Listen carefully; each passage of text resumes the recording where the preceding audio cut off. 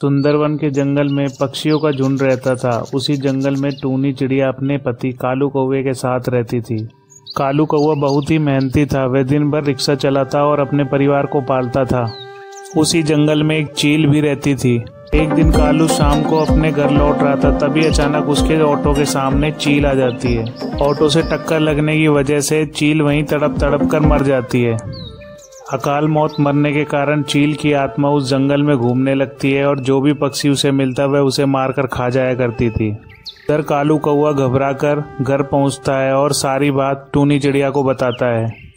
अरे टूनी, आज मेरे ऑटो के सामने काकू चील आ गई, जिससे उसका एक्सीडेंट हो गया और वो मर गई।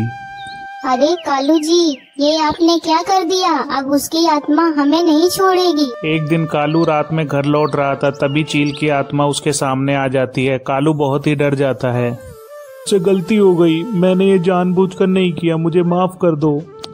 तेरी वजह से ये मेरी हालत हुई है, मैं तुझे नहीं छोड़ूंगी, तुझे भी मरना होगा और जंगल के सभी पक्षियों को भी एक एक करके मार दूंगी। चील कालू का ऑटो पलट देती है, जिससे कालू घायल हो जाता है और वहीं उसकी जान निकल जाती है। अब कालू देर रात तक घर न पहुंचने से टूनी चिड़िया भी परेशान हो जाती है। बच्चों, तुम घर पर ही रुकना और जब तक मैं नहीं आती घर से बाहर मत जाना। टूनी कालू कौवे की तलाश में निकल जाती है। थोड़ी दूर पर जाकर देखती है कालू की लाश पड़ी है। वह रोने लगती है। हे भगवान, ये तूने क्या किया? अब हम क्या करेंगे? वहाँ से टीटू तोता गुजरता है। वह टूनी को रोता हुआ देखता है तो उसके पास आता है। अरे टूनी बहन, ज्यादा रात हो गई है, तुम अपने घर जाओ, नहीं तो काकू चील की आत्मा आ जाएगी और तुम्हें भी मार देगी। टूनी चिड़िया रोती हुई अपने घर चली जाती है। तभी पीछे से काकू चील की आत्मा भी टूनी के घर पहुंच जाती है। टूनी, दरवाजा खोलो, मैं तुम्हारे और बच्चों के लिए खाना लाई हूँ। नहीं, तुम हमें भी मार कर खा जाओगी। नहीं, मैं सच कह रही हूँ, तुम्हारे और तुम्हारे बच्चों के लिए खाना लाई हूँ। हे भगवान, अब मैं क्या करूँ? टूनी जैसे ही दरवाजा खोलती है, काकू चील की आत्मा घर के अंदर घुस जाती है। ही, अब मैं तुझे और तेरे बच्चों को भी मार कर खा जाऊंगी। जैसे ही चील बच्चों को खाने के लिए आगे बढ़ती है, आकाश से बिजली चील के ऊपर गिरती है और चील की आत्मा वहीं जलकर भस्म हो जाती है। एक जंगल में किट्टू चिड़िया एक पेड़ पर घोंसला बनाकर रहती थी। उसी पेड़ के नीचे एक सांप का बिल था, जिसमें एक जहरीला सांप रहा करता था। वो हमेशा मौका पाकर किट्टू चिड़िया के अंडों को खा जाया करता था। एक दिन किट्टू चिड़िया ने अपने घोंसले में 2 अंडे दिए, लेकिन उसे हमेशा ये डर रहता था कहीं सांप पहले की तरह दोबारा उसके अंडों को न खा जाए। वो हमेशा अपने अंडों के पास रहा करती थी। एक दिन उसे बड़े जोरों से प्यास लगी, लेकिन उसे डर था कि मैं पानी पीने जाऊंगी तो ये सांप मेरे अंडों को खा जाएगा। मैं जल्दी से पास के तालाब से पानी पी के आ जाती हूँ। किट्टू चिड़िया पानी पीने के लिए चली जाती है। जैसे ही सांप देखता है किट्टू चिड़िया अपने घोंसले को छोड़कर चली गई है, तो वो मौका पाकर पेड़ पर चढ़ जाता है। अरे वाह, चिड़िया लगता है घोंसले को छोड़ के चली गई है।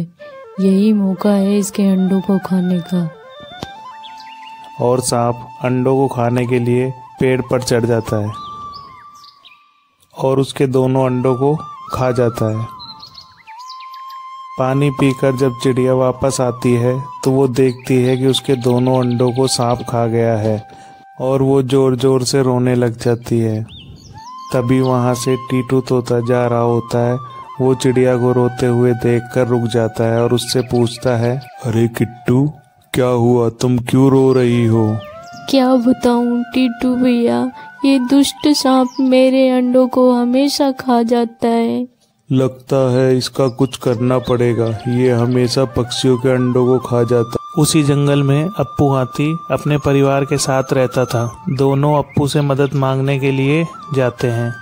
अप्पू भैया, हम आपसे मदद मांगने आए। एक जहरीला सांप हमेशा हमारे अंडों को खा जाता है, आप हमारी मदद करिए। मैं क्यों तुम्हारी मदद करूं? जाओ यहाँ से, मुझे परेशान मत करो। मैं अपने परिवार के साथ यहाँ घूमने आया हूँ। किट्टू चिड़िया और टीटू तोता वहाँ से उदास होकर चले जाते हैं। किट्टू चिड़िया वापस अपने घोंसले में आती है और रोने लगती है। अब मैं क्या करूं? अब कोई मेरी मदद करने को तैयार नहीं है। अरे तुम परेशान मत हो, हम कोई दूसरा रास्ता निकालेंगे। तभी किट्टू चिड़िया को एक आइडिया आता है और वो वापस वहाँ जाती है जहाँ अप्पू हाथी का बच्चा खेल रहा होता है। किट्टू चिड़िया हाथी की बॉल लेकर वहाँ से उड़ जाती है। ये सब अप्पू हाथी देख लेता है और वो किट्टू चिड़िया का पीछा करता है। किट्टू चिड़िया बॉल को लेकर अपने घोंसले की तरफ चलती है और बॉल को लाकर सांप के बिल में डाल देती है। तभी पीछे से अप्पू हाथी भी वहां आ जाता है और वो देख लेता है चिड़िया ने बॉल सांप के बिल में डाल दी है। अप्पू हाथी पास के तालाब में जाता है और अपनी सूंड में पानी भरकर वापस सांप के बिल के पास आता है और अपनी सूंड से सारा पानी सांप के बिल में डाल देता है। तभी अंदर से सांप निकलता है और वो हाथी से बोलता है, अरे हाथी, तेरी इतनी हिम्मत, मेरे घर में पानी पानी कर दिया। रुक, मैं तुझे डस लेता हूँ। जैसे ही सांप अप्पू हाथी को डसने के लिए जाता है, अप्पू हाथी अपने पैर से सांप को कुचल देता है। सांप का वहीं दम निकल जाता है और वो मर जाता है। अप्पू हाथी बॉल को उठाता है और वापस अपने घर चला जाता है। अगर आपको हमारी कहानी अच्छी लगी तो आप हमारे चैनल को लाइक और सब्सक्राइब करिए। बरसात का मौसम था। किट्टू चिड़िया अपने 2 बच्चों के साथ रहती थी। बच्चों, मौसम खराब हो रहा है, मैं जा रही हूँ जंगल की ओर, कुछ खाने के लिए लेके आती हूँ। इतना कहकर किट्टू चिड़िया खाने की तलाश में जंगल की ओर निकल जाती है। रास्ते में जाते हुए उसे एक मक्के का खेत दिखाई देता है। अरे वाह, कितने अच्छे मक्के लगे हुए हैं, मुझे ज्यादा खाने की तलाश नहीं करनी पड़ी। किट्टू चिड़िया खेत से एक मक्का तोड़ती है और उसे अपने पंजों में दबाकर घर ले जाती है। घर ले जाते हुए उसे कालू कौवा देख लेता है।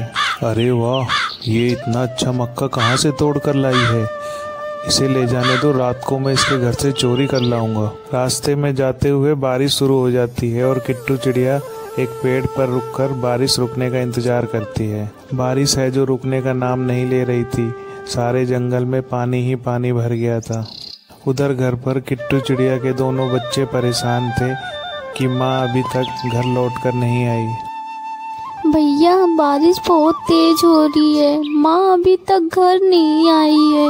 हाँ बहन, काफी समय हो चुका है और अभी तक माँ घर नहीं आई है।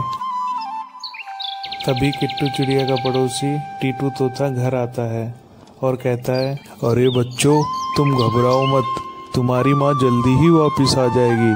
कुछ ही देर में किट्टू चिड़िया घर वापस आ जाती है। माँ, आप कहाँ चली गई थी? मैं बहुत घबरा गई थी। बच्चों, मैं तुम्हारे लिए खाना लेने गई थी, ये लो, खा लो। दोनों बच्चे मक्का खाने लगते हैं और बचा हुआ मक्का कल के लिए रख देते हैं और वो सोने चले जाते हैं। रात हो जाती है और किट्टू चिड़िया और उसके बच्चे सो जाते हैं। तभी कालू कौवा मौके की तलाश में वहां आता है और मक्का चुराकर अपने घर ले जाता है। अरे वाह, इतना स्वादिष्ट भोजन, अब मुझे 4-5 दिन मेहनत करने की जरूरत नहीं है, अब मैं इसी को खाकर अपना पेट भरूंगा। सुबह हो जाती है और किट्टू चिड़िया की आंख खुलती है और वो देखती है कोई उसका मक्का चुरा ले गया है। ये उसी दुष्ट कौवे का काम है। बच्चों, तुम घर पे रुकना, मैं अभी आती हूँ। ये कहकर किट्टू चिड़िया अपने दोस्त जो पास के तालाब में रहता था उसके पास जाती है। अरे मित्र, तुम यहाँ कैसे आई हो? क्या जरूरत पड़ गई मेरी? अरे केकड़ा भैया, मेरे घर से वो कालू कौवा खाने की चोरी करके ले जाता है, इसलिए मैं उसको सबक सिखाने के लिए आपके पास आई हूँ। अच्छा, तुम मुझे अपने साथ ले चलो अपने घर, और मुझे किसी चीज के पीछे छुपा देना। जैसे ही वो दुष्ट कौवा आएगा मैं उसकी गर्दन दबा दूंगा। चिड़िया अपने दोस्त को अपने पंजों में दबाकर अपने घर ले आती है और उसे एक आम के पीछे छुपा देती है जो वो पहले से वहाँ लाकर रख गई थी। ठीक है केकड़ा भैया, आप इस आम के पीछे छुप जाइए। जब कालू कौआ आएगा तो आप उसे पकड़ लेना। हाँ ठीक है, अब तुम अंदर जाओ और छुप जाओ। थोड़ी देर में दुष्ट कौवा वहाँ चोरी करने के लिए आ जाता है। अरे वाह, यहाँ तो कोई भी नहीं है और लगता है ये मूर्ख चिड़िया मेरे लिए रोज भोजन लाती है। कितना रसीला और स्वादिष्ट आम है, चलो मैं इसको चोरी कर लेता हूँ। दुष्ट कालू कौवा जैसे ही आम के पास चोरी करने के लिए जाता है, केकड़ा उसको दबा लेता है और उसकी गर्दन तोड़ देता है और कौवा वहीं तड़प तड़प कर मर जाता है। ऐसी ही मजेदार कहानियाँ देखने के लिए प्लीज हमारे चैनल को लाइक, शेयर एंड सब्सक्राइब करें। बेल आइकन को दबाना ना भूलें।